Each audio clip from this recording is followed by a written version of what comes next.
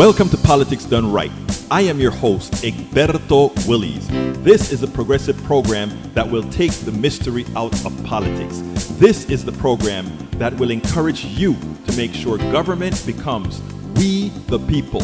Whether you are liberal, progressive, conservative, or otherwise, you get to air your point of view. We are an independent media outlet that, unlike mainstream media beholden to corporations, we only owe allegiance to you. Remember, you can also send me a tweet at EGBERTOWILLIES. That is at Egberto Willies. Let us engage. It is Politics Done Right.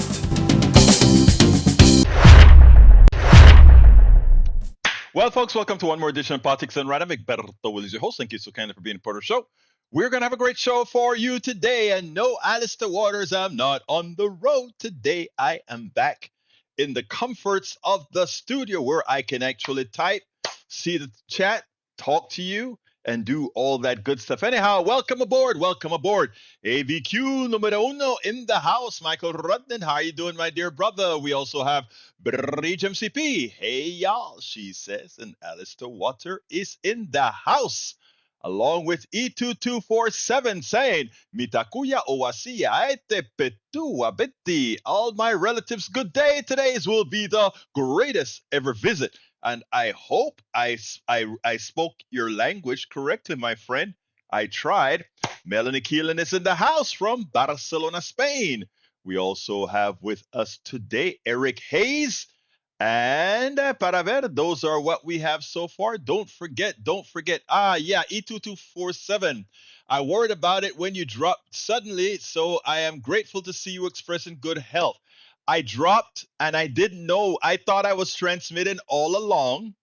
As she phoned me and she said, Dad, don't you know that you stopped transmitting? And I'm like, oh my God. I stopped it, restarted it, and the transmission came back into the fold. I guess 10 minutes or so thereafter? I think I was gone for probably 10 minutes or so, and then I came right back. A few people came, but most people by now probably thought, oh, something went wrong, but we came back. Yes, we came back. Anyway, folks, let's go ahead. I think I see somebody wants, Rudnin has something for the screen, so what I'll do is I'll go ahead and put it on the screen about union membership.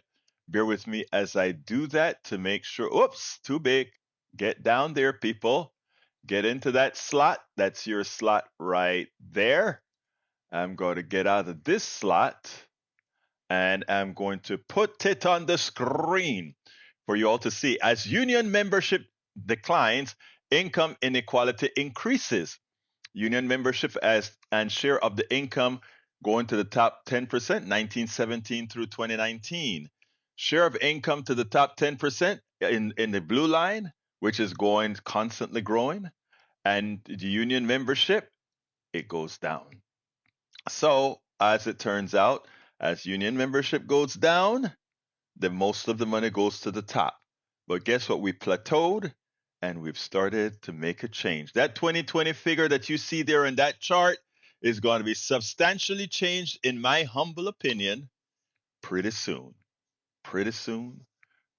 Okay, The Guardian from Michael Rudnin said, Bernie Sanders bangs gavel and intervenes to calm tensions after the Republican Senator Markwayne Mullin challenges Teamsters Union boss Sean O'Brien to a fight. The face-off began when Mullin read out a tweet O'Brien sent earlier this year after another committee room confrontation. As if he wanted to finish it here, this is so laughable. Markwayne Mullin will never live down that Bernie Sanders had to talk him down after instigating a fight.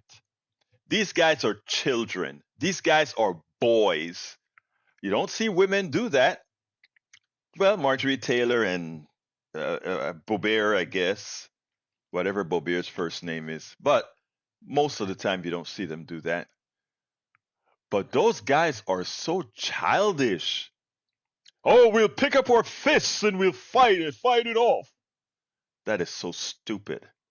And I don't like to use that word on air, but you guys understand what I'm saying.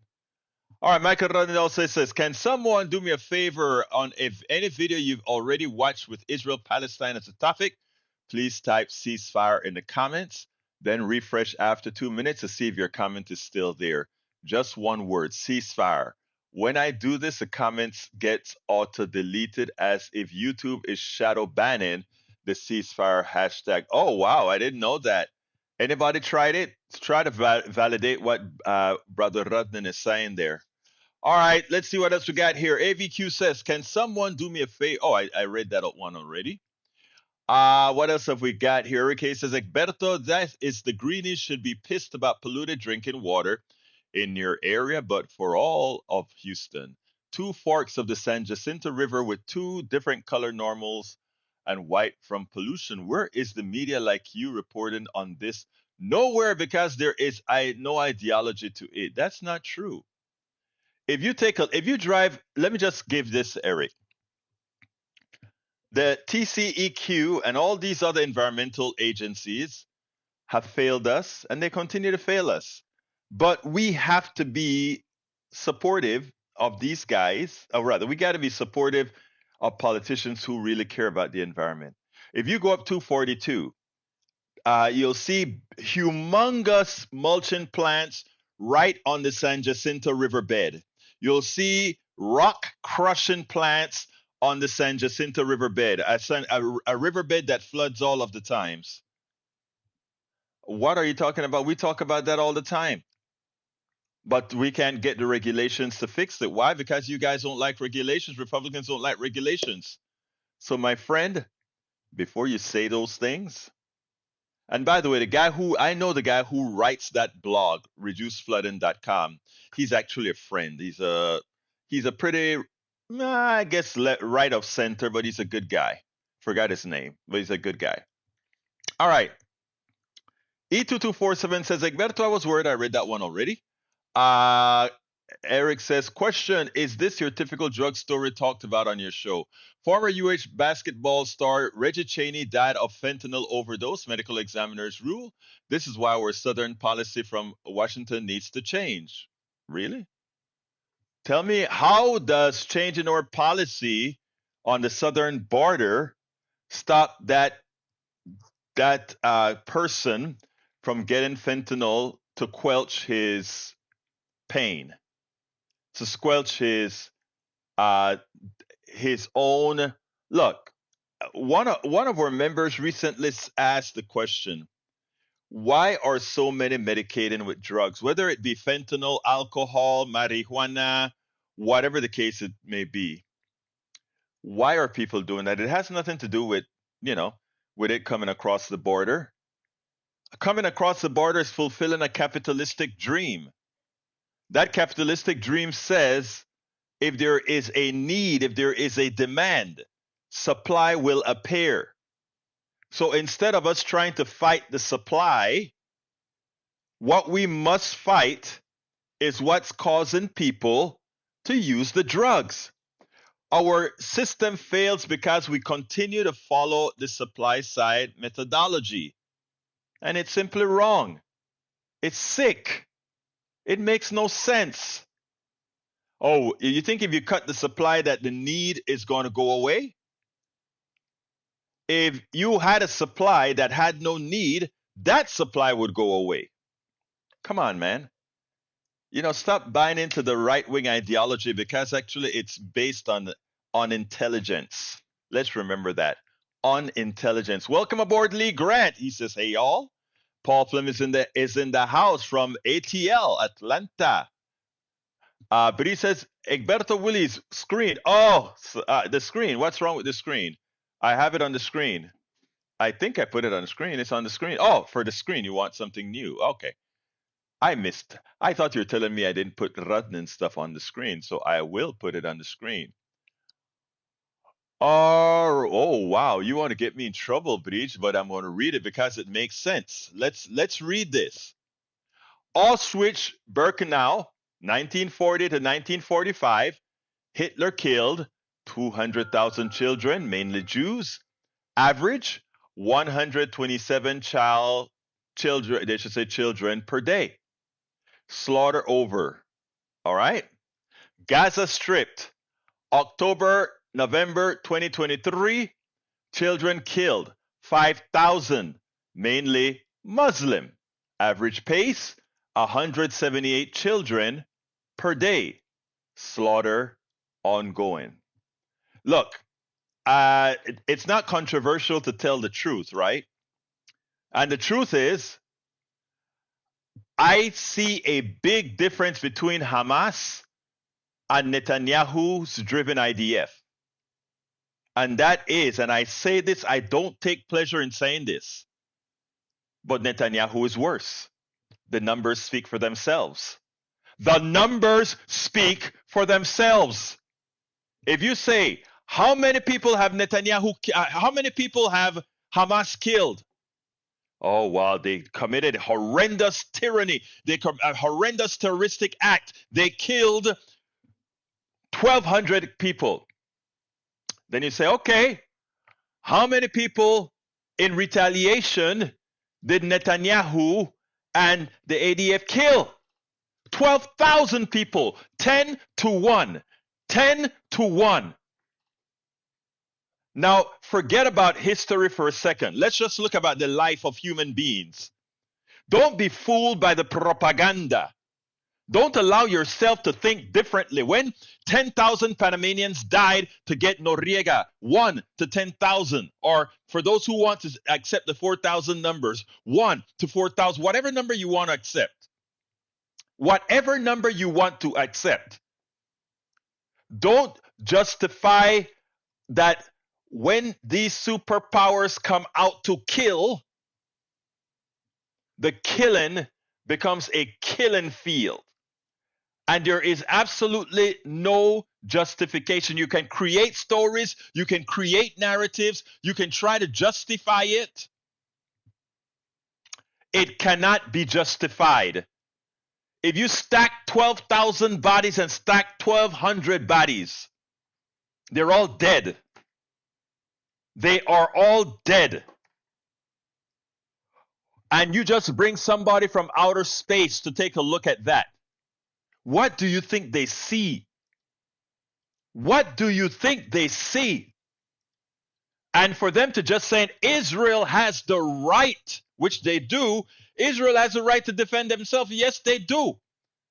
But they do not have the right to indiscriminately kill and then use, well, they're using people as human shields. If they're using people as human shields, then they are human shields, and you don't go there because you know what those human shields are doing? They're doing the same thing in both directions. They are shielding you from Hamas, and they're shielding Hamas from you. That seems like a good status quo to me until you can go independently and knock off the people who have done you harm. But no, it turns out that there is absolutely no difference between Netanyahu and Hamas. Oh, I'm sorry.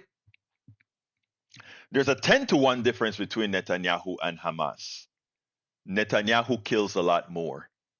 Netanyahu murders a lot more. It sounds terrible to say it. And for those who are going to say, but you know, Israel has the right to defend itself. Yes, but it doesn't have the right to kill innocent people. And if you allow the media,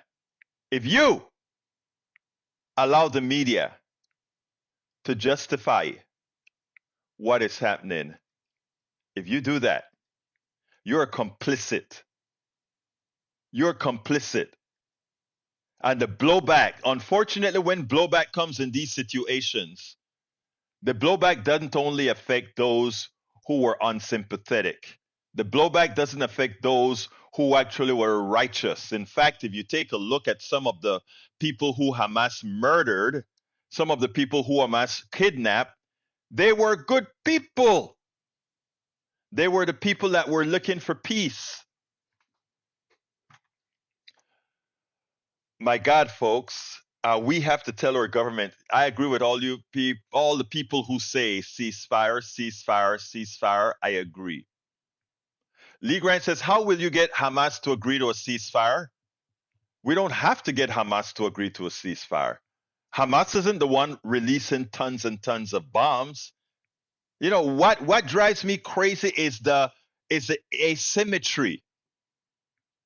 Hamas throws a lot of rockets in the air. Hezbollah throws a lot of rockets in the air. Go take a look at Tel Aviv. Go take a look at Tel Aviv. Go take a look at Jerusalem. Go take a look at Haifa. Go take a look at all these major cities. Tell me, where do you see destruction? Tell me, where do you see dead people streaming around those cities? But go to Gaza and you see decimated infrastructure. You see killings. You see skulls and bones and blood and all the nastiness of war. And you want to tell me that the real destructors here is Hamas? The real destructor is Hamas? Look, what Hamas did was murder. What Hamas did was a terrorist act. But please don't deceive, don't make believe that your eyes are not telling you the truth of what you're seeing. My God, don't the dead bodies keep you up at night? I mean, when I'm on the spinner at night, I turn the channel to something more pleasant to look at. I turn the channel to something more pleasant. Why? I just can't take it. And for those who simply justify the killing field that Netanyahu is putting out there, the killing field. All right, Paul Fleming says Fox News blames inflation on Biden. The Fed blames workers for getting paid too much. Show of hands, who here is paid too much? But a major driver is corporations using inflation as an excuse to jack up prices for beyond the cost, hence the recent record profits. Exactly. And I have, during the Thanksgiving holidays on KPFT, I will be playing my interview with the one and only Richard Wolf, who will detail all that stuff, Paul Fleming. But thanks for bringing it up right here. Eric K says, quit letting people in the millions and focus on the drug industry instead. That is a policy change. No, that is a silly change. If you concentrate on the people and you make sure that people have good lives, they don't look for something to chill the pain. They don't look for something to attenuate their pain. You know, I live a very happy life because I love people. I love making change. I love working towards change, right? So I'm happy. But I have the wherewithal to be happy. Like most of you. Don't, but those that have to be on drugs just because, brother, it's tough. Fix the people's problems and the drug problem goes away. The problem with when many in the Republican Party is that they don't know how to think critically. They see the buds coming out of the ground and they just chop the bud off, as opposed to saying, let's go to the root. You get rid of the root, you never have to chop the bud again because the bud never comes back. Right? Okay. Let's see what else we got here. Para ver. Alistair says 90% of fentanyl comes through legal ports of entry. Thank you for that information, Alistair. I think Brother Rudnin, I think a few weeks ago, pointed something to that effect out as well. Let's see what else we got here. Eric Hayes says, but Egbert, you say all fentanyl users are abusers. They're not. I didn't say that. I didn't say they were all abusers at all. I don't know. I don't think you could find any part in the tape that says that. Let's see. Let's see what else we can have here. I'm scrolling down. Paul Fleming says, I watched my son struggle, not knowing what he wanted to be in this world.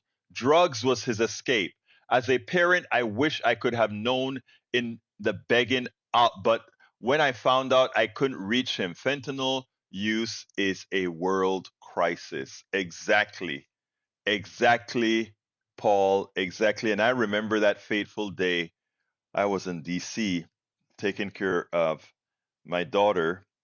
She was on herself on the verge of after that second major stroke. And I remember feeling your pain then, brother. I remember feeling your pain then. I mean, it was ripe. And that's what we got to do, brother. That's what we got to do. We have to get rid of the pain. Paul Fleming says, in the Ruby Freeman and Shay Moss versus Rudy Giuliani case, the parties have now filed their joint pretrial submission. They stipulate that because Giuliani's liability has already been established, the only thing left for the jury to decide will be damages. Beep, beep.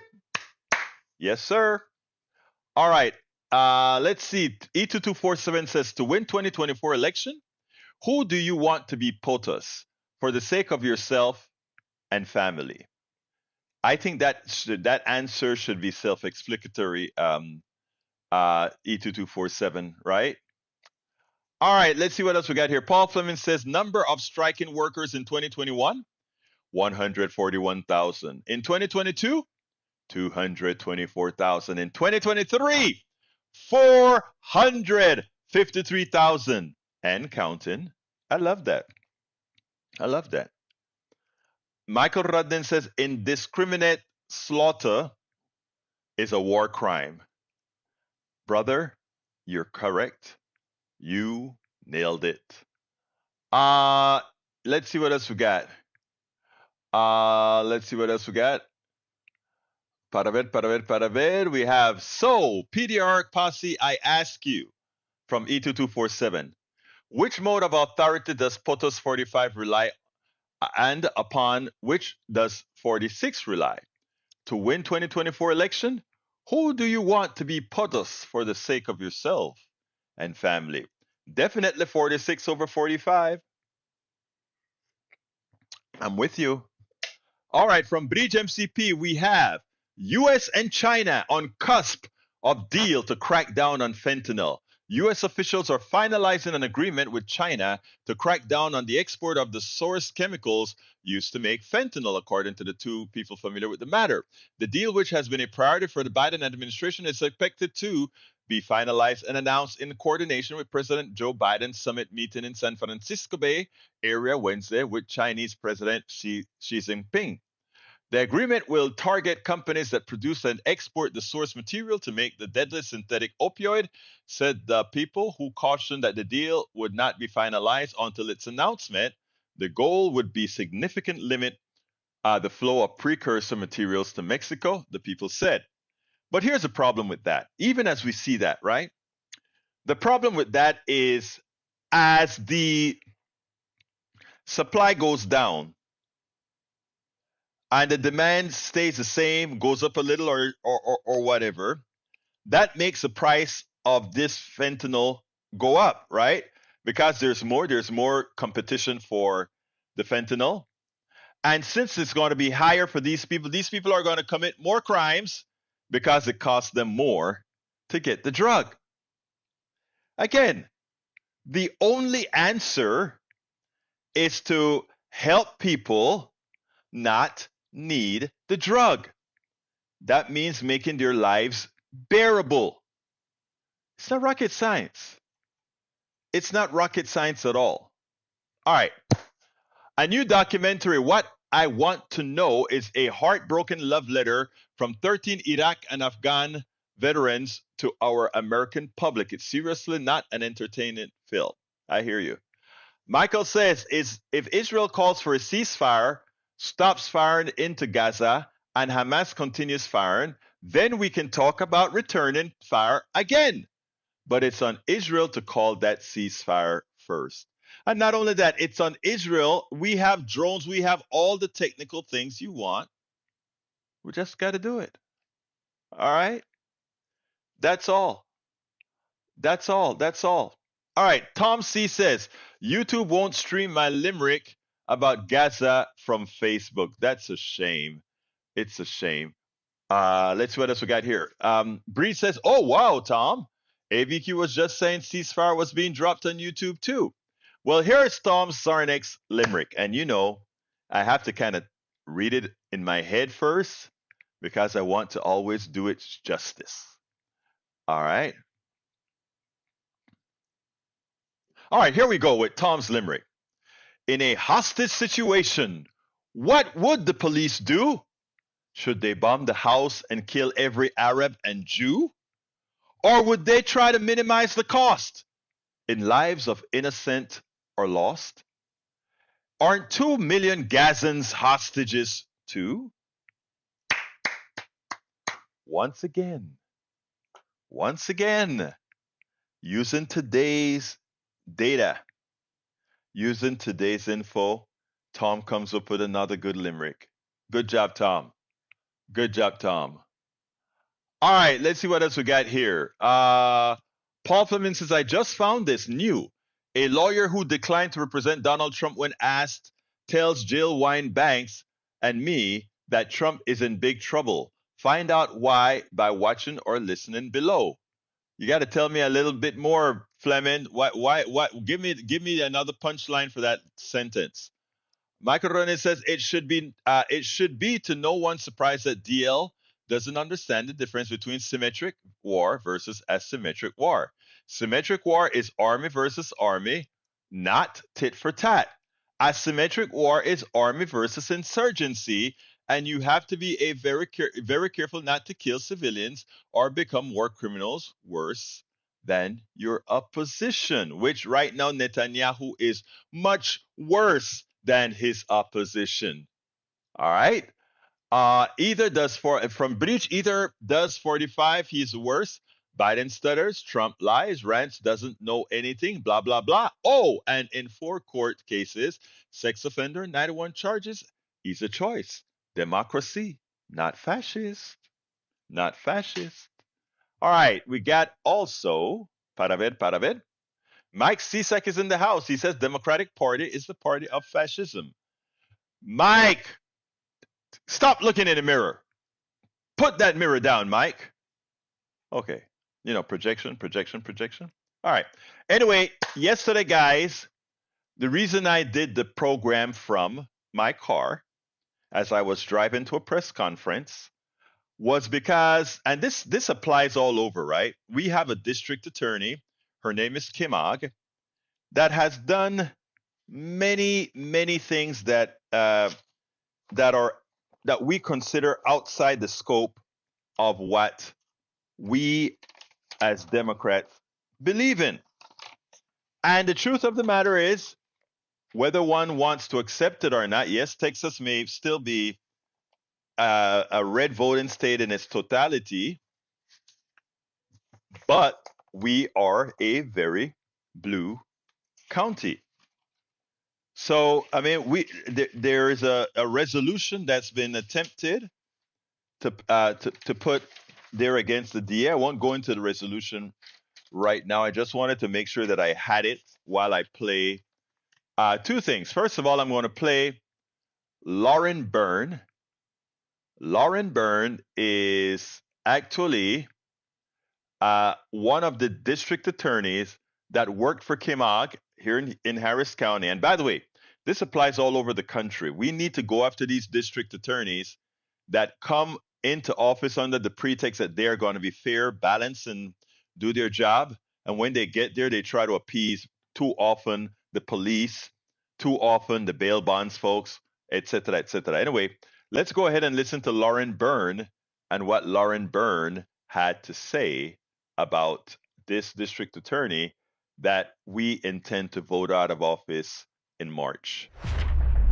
All right, we're here with former assistant district attorney, Lauren Byrne. Lauren, how are you doing today? I'm good. How are you? I'm doing great. Lauren, first of all, you were out here at a rally that's I don't want to say a rally against Kim Ogg, but a rally for the people. For change. For change. You used to work for Kim Ogg, correct? Yes, sir. First of all, tell us who Kim Ogg is. Kim Ogg is the elected district attorney of Harris County, Texas. She was first elected, I believe she came in 2017. Yeah. and she won a second term that expires in 2025. So there will be an election in 2024. How long did you work for her? I started in the office in 2007. Kim came in 2017, and I worked there until May 2020. I left during the pandemic. Why did you leave? There are many reasons why I left, but a lot of people that work there, you just kind of keep your head down and you try and do the work and think that you're doing the right thing, even though when you see how the office is being run and the morale and all of that. But when you get confronted and you have to directly look at something that you know is a lie, when you know the right thing's not happening and you're directly involved in it, you have to take a stand. And I made the decision that I could no longer work there with the principles that I have and what I think the right thing to do is. That's incompatible with Kim Ogg's principles and how she runs her office. Now, you made a very important statement when you spoke, and it really touched me when you said that some of the things that she did could have not only a material impact and, of course, a financial impact on people who she knowingly forces a prosecution of. Tell us a little bit about that. Whether it's intentional, knowing that she's pursuing somebody for some sort of reason, or it's just that because she has run experience out of the office and doesn't properly train and doesn't properly use her resources, the longer that a case lasts, the more effect it has on everybody involved. If you're accused of a crime and you can't post bond, you're going to be in jail until your case resolves. So the longer it takes to resolve your case, when you have a new prosecutor every single setting because they can't keep prosecutors, when you have people that are scared to make decisions and so they're not going to dismiss your case until push comes to shove and they have to set it for trial, that case lingers. If you're on bond, it doesn't make it easy to get a job. If you're charged with something that should have never even been charged, or maybe it was a misdemeanor that was overcharged into some like an aggravated assault or something like that, and you're on bond for a year, 2 years, how easy do you think it is to get a job when employers are asking? It's not. And it affects people's livelihoods. And what if you're the victim of one of those cases? And every time you go to court, or your case goes to court, there's a new prosecutor who doesn't know anything about the case. And you just don't know if it's going to be truly handled and given the attention that it needs because she can't keep staff to see a case through. Now, I want to close. I want to make an important assessment of something that you said. Sure. You said too often it was easier to take a case to prosecution than to dismiss a case, Absolutely. even if that's what you believe was the right thing to do. Yes. Expand on that to close. Kim Ogg, when she first started, talked all about in meetings with prosecutors and her chief prosecutors about how they were going to have discretion and they were actually going to be able to exercise their judgment, unlike prior administrations, in her opinion. The moment there was a news article or something reported where somebody called and complained about a disposition of a case, regardless of whether it was the right thing or not, she had a knee-jerk reaction because what matters more to her is her public perception and what people think of her in the office than what actually happens. And so she started making it harder and harder for me as a prosecutor to make the decision of what I know is the right thing. Now I have to run it by this person, and then this person needs to go run it by this person. To the point where a significant number of cases have to go to Kim Ogg for personal approval, which it's impossible to even get a meeting with her. She's the elected district attorney. She's out and about and, out of town, out doing things, you have to trust the people that you hire, that you put in these positions. If they are scared to make decisions, then bad things can happen. If it's easier for you to just reset a case because you can't get your boss to agree to dismiss a case because they're scared of what it's going to look like if you dismiss too many cases, then the right thing doesn't happen. Not to mention, they make them jump through. So I'm not saying you shouldn't have good reasons to dismiss a case. Okay, don't get me wrong. You shouldn't just be doing it for no reason at all. But when you have to jump through so many needless tasks to get the right outcome, you're going to say, you know what? I don't have time to do this. I need to focus on this trial case. Just set that for trial. It's easier to set it for trial, and that way you can say, sorry, the judge called us to trial and we didn't have what we needed, and so now we can dismiss, versus dismissing it early on when you know it needs to go. Lauren Byrne, thank you for your courage. Thank you. we spend a lot of time deconstructing the news, trying to parse it into a form that everybody can understand. We try to find those little nitpicks where it flies above the fray, etc. If you really like these videos that we do, I want to ask a big favor. Please go ahead. Number one, subscribe to our channel, and number two, please join if you can. Thank you so kindly for watching. Keep watching. Please remember to share. We must populate the entire internet with our progressive message, a message that we know is what most Americans say that they want. So help us, please join. Absolutely so. Absolutely so. Well, here is Michael Rudney's new piece, or rather, the 14 defining characteristics of fascism. 1. Powerful and continuing nationalism. 2. Disdain for human rights. 3. Identification of enemies as a unifying cause. 4. Supremacy of the military. 5. Rampant sexism. 6. Controlled mass media. 7. Obsession with national security. 8. Religion and government intertwined. 9. Corporate power protected. 10. Labor power suppressed. 11. Disdain for intellectuals and the arts. 12. Obsession with crime and punishment. 13. Rampant cronyism and corruption. And 14. Fraudulent elections. And it seemed to me like we are 14 out of 14 right now. So we better watch it. We better watch it. The ingredients are there. We have to prevent them from mixing them into fruition. All right. What else we got here? Let's see. Para ver, ¿qué más tenemos? Well, let me go up and start scrolling down. Let's see. Okay. Carl Cox says, Egberto, read Carl's post. Yeah, I don't see a Carl's post in there. Just the Carl. Just that one thing that you just have there, Carl. If you have a post, you'll have to put it in again, I guess, my friend, because the boogeyman must have eaten it, as Ratnanis says. Let's see what else we got here. Keith Dolberman reports no longer do you see any video of 45 on stairs either going up or down. Is 45 too infirm to be photoed navigating stairs, especially after he saw Tuberville fall on E-Fans? Oh my God. All right. Tom C says, hey, Daniel, if I wrote a children's book of limericks for children, it would likely be banned in every red state, especially in Florida. I know. Paul Fleming says, after Univision executives meet with Trump at Mar-a-Lago, Univision cancels Biden campaign ad buys and canceled a booking with Biden's Hispanic media director, Maca Casado, to respond to the Trump interview after it aired on the network's late new broadcast. Oh, wait a minute. When did this occur, Paul Fleming? I've got to look that one up. That is suspect. I want to look that one up. My God. Where did you get that? Give us the corroborated information. All right, let's see what else we got here. Michael Ronan says, I wonder who Mike C imagines is the they in the last comment about censorship and the First Amendment. I have a feeling Mike C about to say someone to who the First Amendment doesn't apply, as if he has never actually read the First Amendment. Eric Hayes says, ask Lauren why the courts are so backed up and the jails are so full with no, you know why? You know why? Because the district attorney keep losing employees. There are a lot of spaces open right now, but they go unheard. People don't want to work for her. That's what I heard. That's what Lauren said. All right, let's see what else we got here. Alistair Water says, are you listening to the interview, Eric? She's explaining the backlog. Exact. Thank you for saying that, my friend. All right, what else have we got here? Alistair Water says, what happened to innocent until proven guilty? That's usually forgotten, mostly on the right.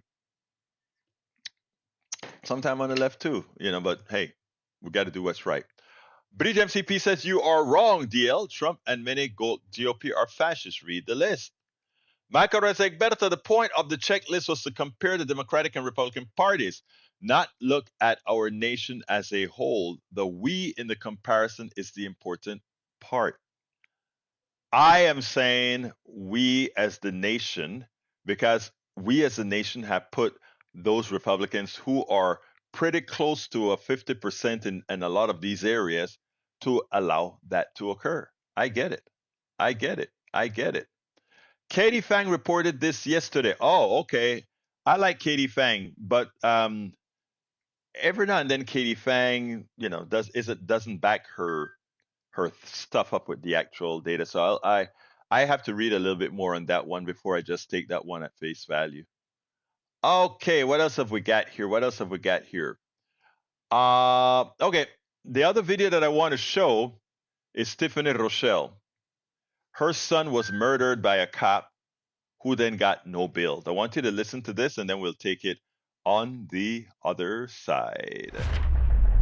I'm here with Tiffany Rochelle. She's here at the CEC meeting where we previously had the rally to oust Kim Ogg. Tell me a little bit about your story, Tiffany. My name is Tiffany Rochelle, and I am the mother of Jalen Randall, 29 years old, who was murdered last year, April 27, 2022.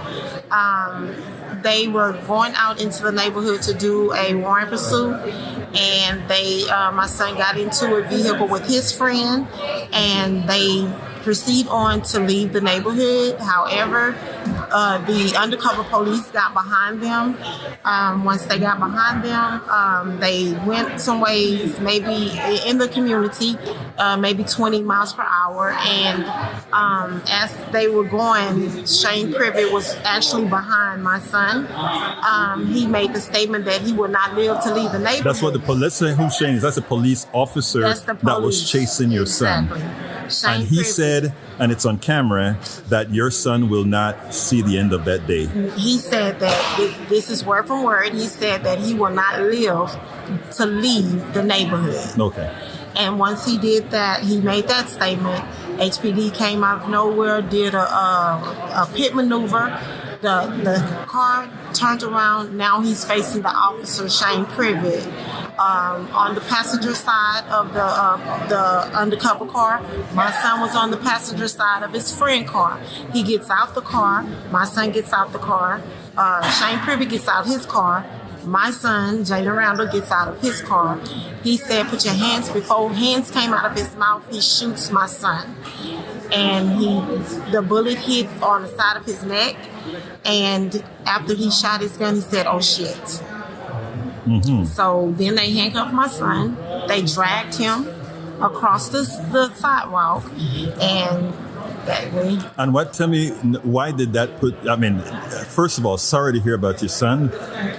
Now, what was Kim Ogg's role in this entire issue? So probably about July, I'm not sure the month, I'm thinking July, they brought my son's case to the grand jury. And they no-actioned it at first. So who no-actioned it? The grand jury under the tutelage of Kim Ogg. Exactly. So then we were supposed to go directly. They were supposed to pick another jury that day. Mm-hmm. And when they came back to us and said, this is not the jury that we want to go by, so they stringed it along. And then I guess it was about 3 weeks ago, It went back to the grand jury where they no-billed it. So everything is on camera. Everything that happened to Jalen is on camera. Is wrongdoing. And she refuses to pursue the police officers. The police officer.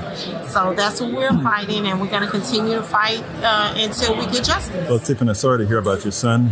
Keep up the fight, because people like you, we need out there. Thank you so much. Absolutely, people like Tiffany, we need out there. We need out there. And Lee Grant, I tell you that question gets old. Today I made a commentary. I should have chipped it out on KPFT, where I spoke about the police officers and and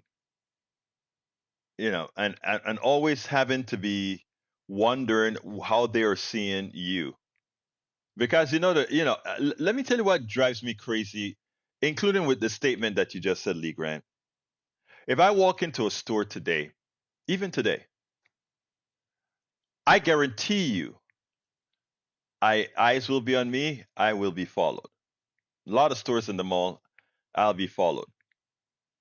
If you go into the store, Lee, and let's say you just look like me, bald head, tall guy, but white. I guarantee you they'll just look at you, look off, and expect that eventually you're going to come back with something that you want and buy it. Now, how stupid is stereotyping like that? The only reason you may find in the literature that says more people of color are ripping these stores off, it's because those are the people you're watching. You know how the smart thieves work today? They work in pairs. White guy, black guy, they come in separately. They allow the black guy to go in and be followed as the white guy cleans the clock of the store. And that kind of behavior now, because like I said, race is so silly, so stupid. The thugs, which are not based on race, it's based on your morals. They just work in racial pairs now. That's what they do. And because our racism is so innate and silly, we get screwed by our own racism. Now I'm going to cut that piece out of my video where a Panamanian cop, a cop who is here in the United States, but he's from Panama, where I'm from. He first called to admonish me. And then we agreed. All right, let's see what else we got here. Bree says, you would, Lee, SMH. Asking Lee to show something you may not want exposed starts with an R. There is no race except the human race. Agreed. Lee Grant says, I just want to know the full context of this case. There's nothing wrong with that. But I mean, if I had told you that about just a white guy getting shot up by the cops, would it take the same tonality? Grant, and don't answer now. Think about it. Test your heart and see if you really treat those things the same. All right? Test your heart. Racism aside, National Federal says 57% of theft is from employees, not shoplifters. There you go. All right. Last thing to play. Let's see. Well, I'm not going to play the Sean. Yeah, let me play Sean Tier. This is a guy who's running against Kim Ogg, and then we'll speed up the other part. Sean Tier, how you doing today? I'm great. How are you? Hey, look, it's great talking to you. I interviewed you a few weeks ago. Yes. I see you stopped by for this little rally against your opponent. What's your thoughts on the what people had to say here? You know, I'm just an interested observer, obviously, but I love grassroots movements like this. This really just reinforces everything that we've been saying on the campaign from the beginning. This is a whole host of people who have been victimized by the failures of that office, and a group of people who have been victimized by her policies and her about face for the democratic values. Now, you worked for her. Absolutely. And one of the reasons you're running against her is your feeling that she completely misrepresents the office. Yes, that's absolutely right. She misrepresents everything about the office. She misrepresents what she ran on. The true reform and progressive ideals that we all believed in when we joined her. She misrepresents how she goes about running that office right now.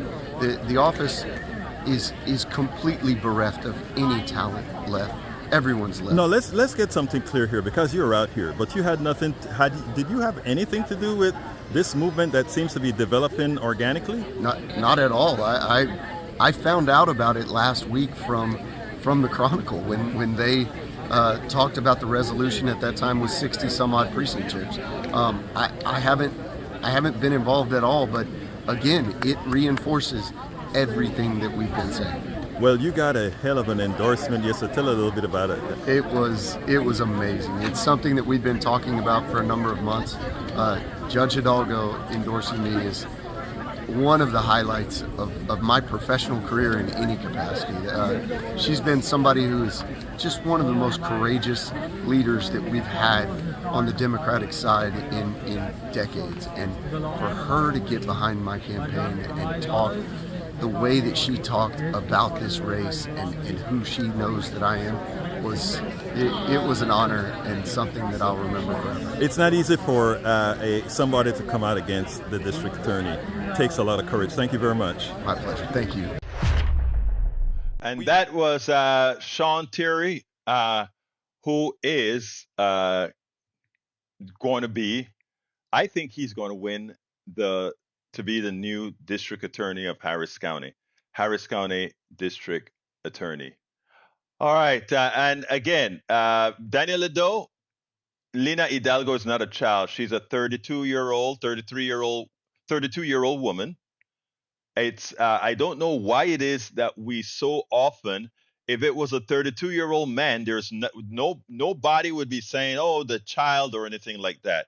Hidalgo is a very, very intelligent, very, very smart woman who beat, I repeat, of course, with the support of the progressives in Harris County, but she beat the old machine of Emmett.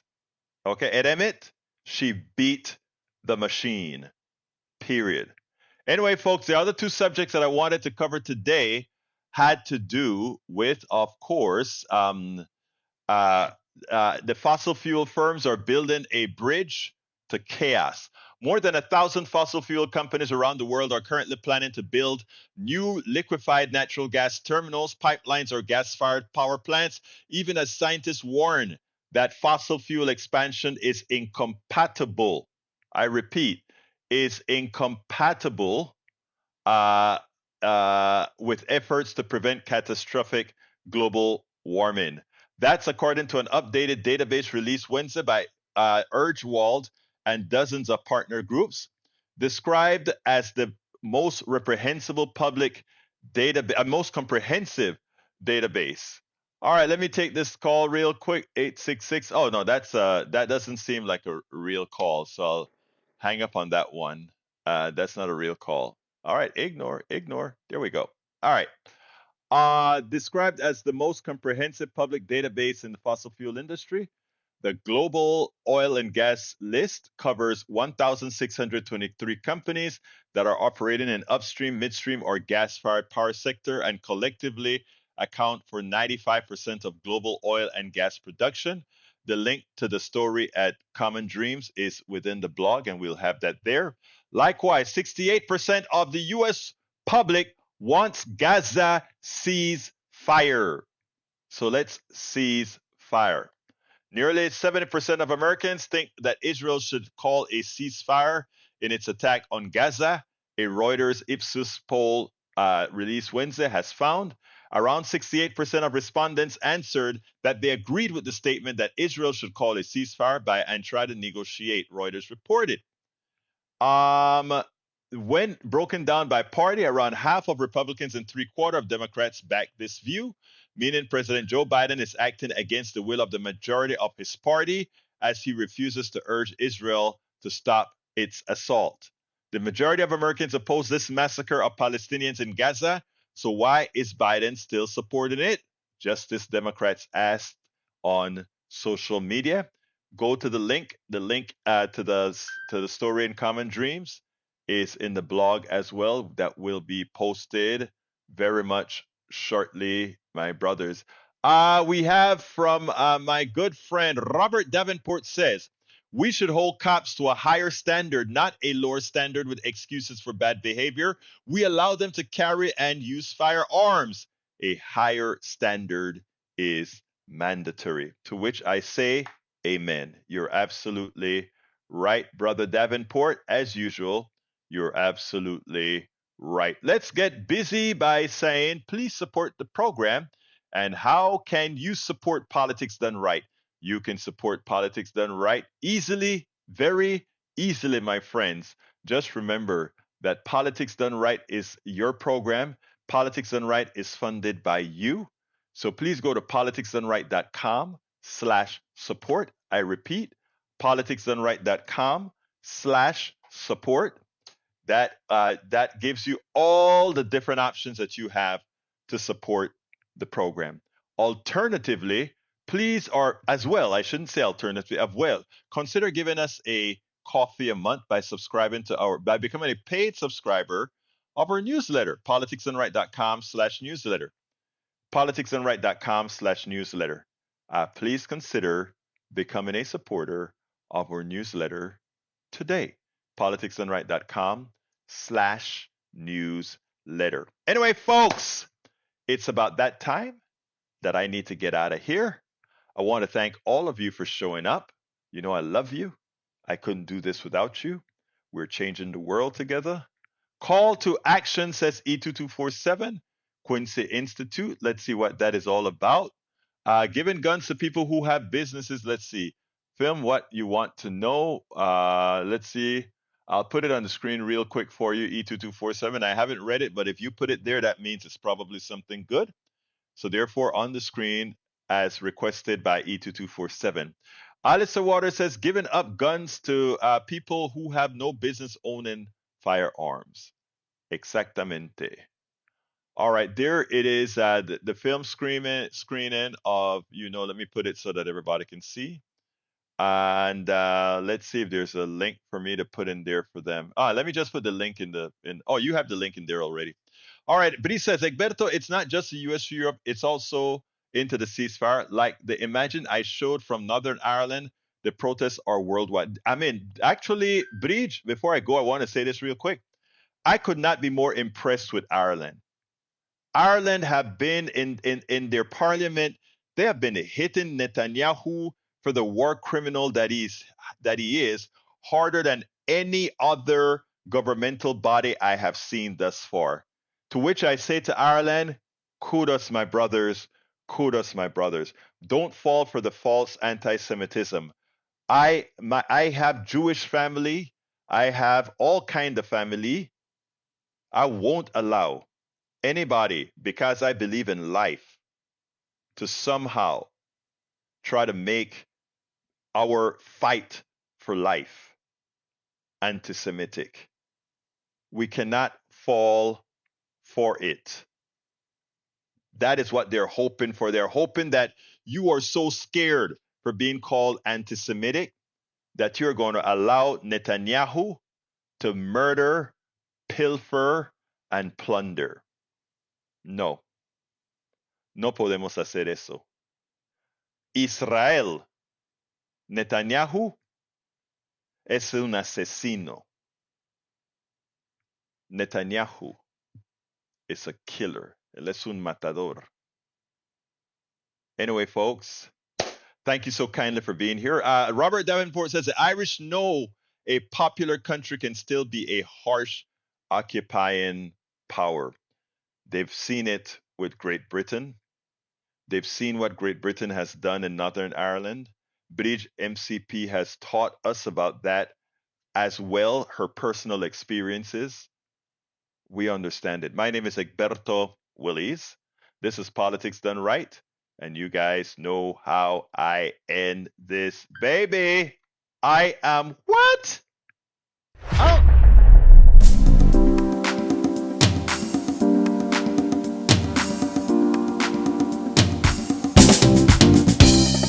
Welcome to Politics Done Right. I am your host, Egberto Willies. This is a progressive program that will take the mystery out of politics. This is the program that will encourage you to make sure government becomes we the people. Whether you are liberal, progressive, conservative, or otherwise, you get to air your point of view. We are an independent media outlet that, unlike mainstream media beholden to corporations, we only owe allegiance to you. Remember, you can also send me a tweet at EGBERTOWILLIES. That is at Egberto Willies. Let us engage. It is Politics Done Right.